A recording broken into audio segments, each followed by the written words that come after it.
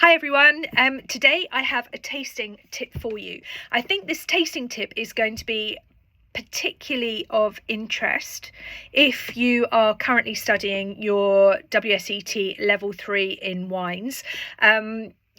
Of course, if you're not studying, you might be interested anyway, but it is a tip about how to use the systematic approach to tasting and how to pick up those valuable marks in the exam. One of the features of the systematic approach to tasting that I find students struggle with is that of assessing the development of a wine. The development of a wine is assessed on the nose, and it is a measure of how much development the wine has gone through. How mature is it? How many tertiary characteristics has the wine developed? Tertiary characteristics are aroma characteristics, flavour characteristics that develop with time, either time in oak or perhaps more likely time in bottle. The sorts of tertiary characteristics that you can expect a wine to develop are dried fruit characteristics, honey and nuts in white wines, spices perhaps as well like ginger, dried flower like potpourri for example.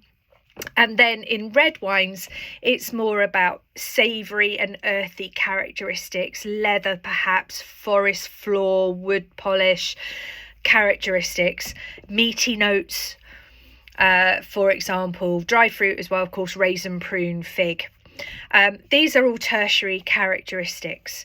When I encourage my students to write tasting notes, I ask them to write down primary characteristics, secondary characteristics, and tertiary characteristics. Secondary are those that are created by the winemaker through the use of oak or malolactic fermentation or through lees aging, for example. So students are encouraged to make a list of the aromas and the flavours that they can pick out in the wine.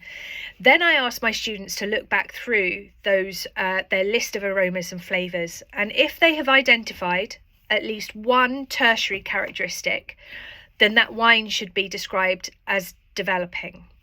If they haven't identified any tertiary characteristics at all, then the wine is going to be described as youthful. It'll just be fresh fruit characteristics, perhaps some floral notes, some citrus, some green fruit, red fruit, if we're talking about a red wine, and so on and so forth. If you're studying for your WSET level 3, you'll have your lexicon. You can use that. You can see what all the characteristics are on that particular list. If you have no tertiary characteristics, then your wine is youthful. If you have some tertiary characteristics, then your wine is developing. If you only have tertiary characteristics and your wine has been deliberately oxidized, like a sherry, for example, then your wine is going to be fully developed. Okay, the vast majority of wines that you will taste on a WSET course will fall into that either youthful or developing category. It's unlikely that you will get a fully developed wine unless you are tasting sherries. So use that as a way to assess the development.